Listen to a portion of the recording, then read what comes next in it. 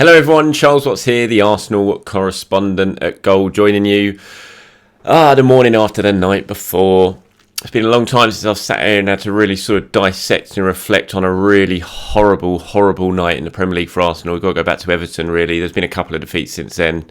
Obviously Liverpool, Manchester City, but that's Liverpool, Manchester City, and the performances weren't bad. But last night was a really bad night for Arsenal against Crystal Palace, obviously losing 3-0. I don't need to tell you that. But it was just a night when pretty much everything that could have gone wrong did go wrong. They were just poor from the start. Palace got into them, got on top, got the goals, and then Arsenal got back into it in the second half.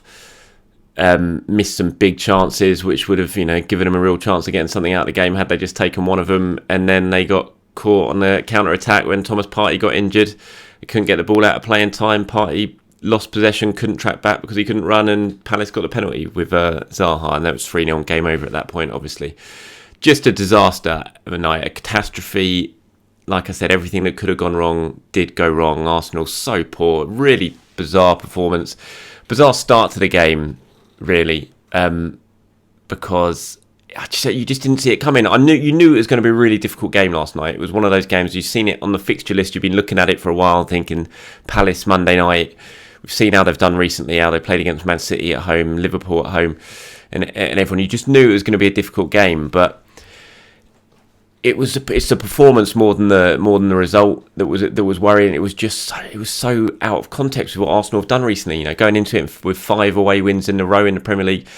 And you just thought if they can sort of get into the game like they did against Aston Villa, start well, take control of the game, try and get themselves in front and go and get a win. But it just didn't happen like that. They were just off it from the start. Palace were all over them in that first sort of 20 minutes. Got the goal. And then it just felt like there was no way back from Arsenal. I mean, it was littered with errors, mistakes.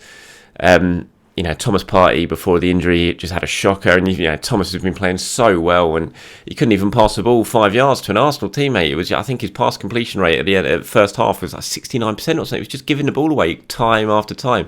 Martin Odegaard, who's just been brilliant every week pretty much, couldn't even control a football. It's just when things like that happen, when Martin Odegaard can't control a football that's played into him from 10 yards and it just bounces off him, things are bad. It was just one of those nights where no one performed. All the players had an off night, and Arsenal were absolutely made to pay the penalty with a really convincing, demoralising defeat. And Mikel admitted it afterwards in the press conference. We weren't at the races, especially in the first half. We were late to every ball. We were soft in the duels. We didn't earn the right to play.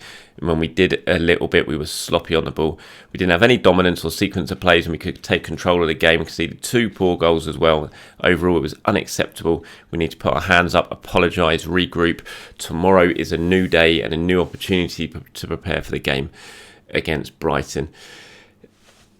I mean, he's absolutely spot on in all of that. You can blame the manager all you want for a defeat. I know the manager's easy target after a defeat, but these are the same group of players we've been seeing playing really well for quite a long time and putting up an awful lot of fight and standing up to these tricky away games. But yesterday, all the players had an absolute shocker from start to finish, and they were deservedly beaten. Fair play to Crystal Palace, fair play to Patrick Vieira. He's got his team playing really well. And they absolutely deserve their night, and credit to them. And it's a real crucial moment now in the season. This for Arsenal, it's like a night like that can totally derail a season. It's all about how you respond. Arsenal so far this season, when things have gone badly, they have responded pretty well. Kind of look back to that start of the season when they lost those 3 games in a row. Everyone's thought they were on for a relegation battle, and they responded really well. You go back to December when they lost those 2 games in a week to Man United and Everton. Everyone was wondering, is this the time that their season collapses? They responded really well and went on that winning run again. Now is the time. They can't afford to have another bad game against Brighton on Saturday. It's all about responding properly against Brighton, getting a win and getting yourself back on the track, because you cannot let with 9 games to go, you can't let a night like last night derail your season. It's going to be so crucial now these next few days and how they respond, and getting straight back to winning ways on Saturday against Brighton is just crucial. It's a huge game. I mean, they're all huge games, we know that. in terms of the race for the top four. But after a defeat like that, Saturday takes on even more significance. Arsenal have to respond, and they have to respond quickly. You can't at this stage of the season, certainly in the sort of form that Tottenham are showing now, you can't lose 2 games in a row. You've got to bounce back and you've got to win. And that's what Arsenal absolutely have to do on Saturday against Brighton. It's such a massive game. You kind of look at what went wrong yesterday, and like I said, I mean, pretty much everything went wrong. The players didn't perform. The really sort of crucial players as well in the middle of the park had a nightmare. Thomas Partey, as I said, couldn't pass the ball properly. Martin Odegaard couldn't control the ball properly. These are the sort of players who make Arsenal get control of a game. You kind of had that middle part of the pitch, Granit Xhaka, Thomas Partey, Martin Odegaard.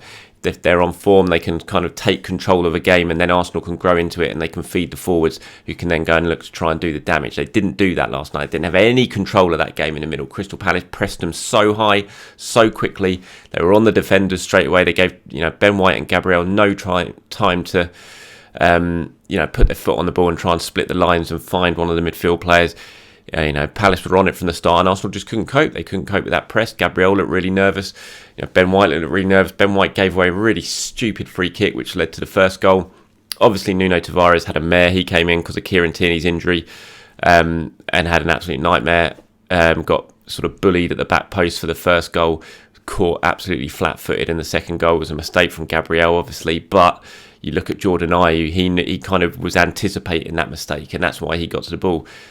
Nuno Tavares wasn't anticipating at all. He just stood off and watched Ayew run past him and go through. So just all of these individual errors, team errors, it just all added up to the collective of this horrible, horrible defeat. Players just didn't perform, and Arsenal don't have that big a squad. And when they've got injuries, which they begin to stack up now, you don't have that squad to really change things and turn things around. And Tierney's injury was obviously a really big blow, and you kind of look at Nuno at the moment. He's clearly having a bit of a confidence crisis. He started the season so well when he came in from Benfica, looked like a really smart piece of transfer business, and he's still far too early. You can't write him off because of 2 bad results. He's just a young kid who's struggling a little bit for form and confidence at the moment. But given what happened with him at Notts Forest and the way he hasn't really played too much, or hasn't played at all since then, to suddenly having to throw him back in unexpectedly, really, on a Monday night at Crystal Palace against the sort of some of the wingers that they've got, it was a struggle, and he struggled again,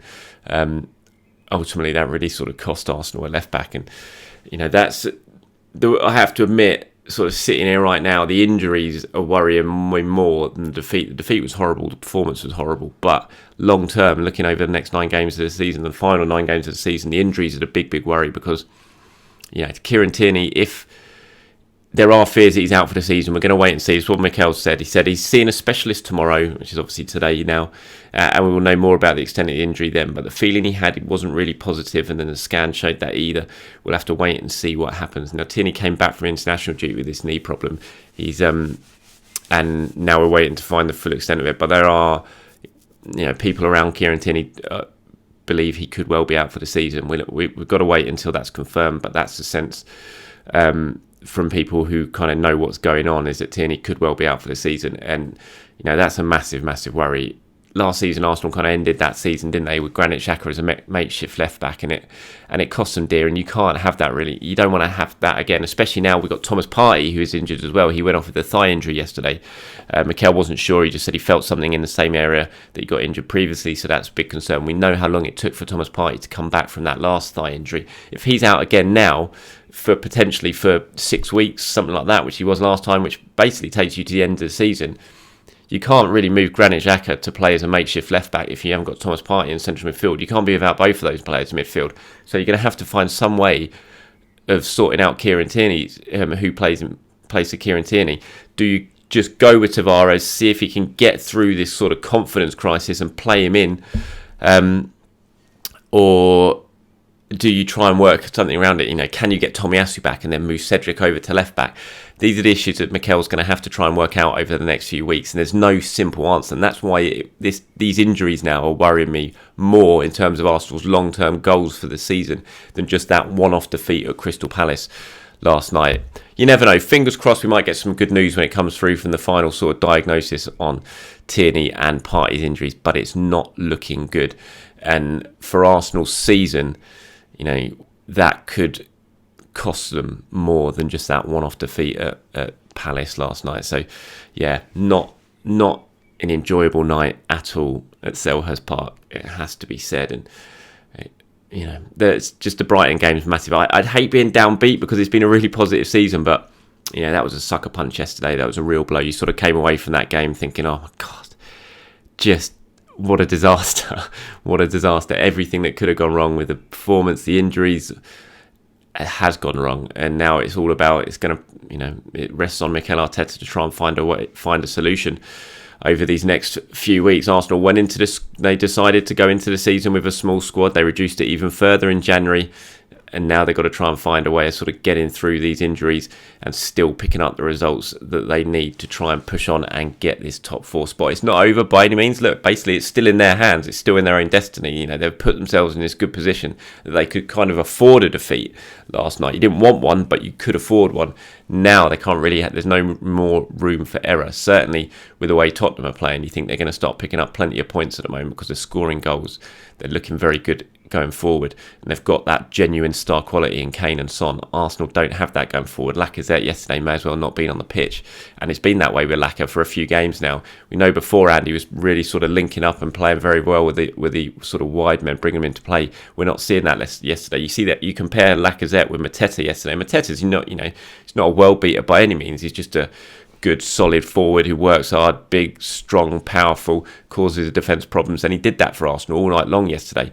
Lacazette didn't really cause Palace any problems. Their defence didn't, they wouldn't have been finishing that game on 90 minutes last night and thinking, God, Lacazette put us through our paces. And you have to say that Mateta caused Ben White and Gabriel loads of problems, so that's another issue. Do Arsenal need to do something now? Because the Lacazette is not scored in open play since that goal against Southampton in December. 2 goals since then, and they were both penalties. Can you do that? Does Mikel need to try and change things a little bit? Do you play Gabriel Martinelli up front? Nicolas Pepe missed out yesterday. We're told it's not COVID. Yeah, I'm sure there'll be further tests because he is ill. Maybe a positive will come up in the next couple of days, but at the moment we're told it's not COVID. He's not testing positive. If he's back for this weekend against Brighton, can you play Nicolas Pepe up front? I've always said he's not a striker, and he's not. But if Lacazette's not scoring and he's not creating, which he was beforehand, then will Pepe do any worse? You have to look at it and think, if Pepe had played every game as a central striker since December, he probably would have scored more than Lacazette has in terms of certainly open play goals. So does Mikel have to try something new when it comes to between now and the end of the season? Do you play 3 at the back? If with the left back situation, can you change things around and play 3 at the back? These are the problems he's going to have to try and solve over the coming weeks.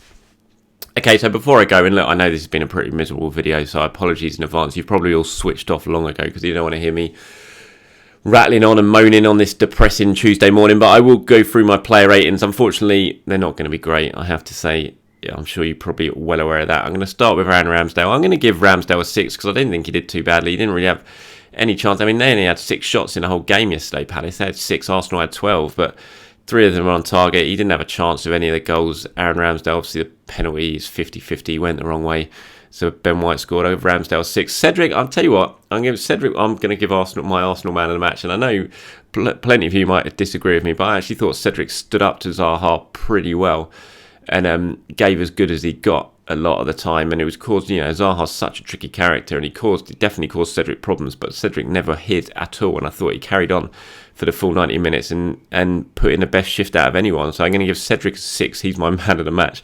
Ben White a 5. Gabriel, I'm going to give a 4. I thought both of them were poor. Ben White, really disappointing free kick to give away that led to the first goal. Gabriel just looked off it the whole time. I'm going to give Gabriel a 4. Tavares, it's got to be a 3 for me. Just, only played 45 minutes, really struggled.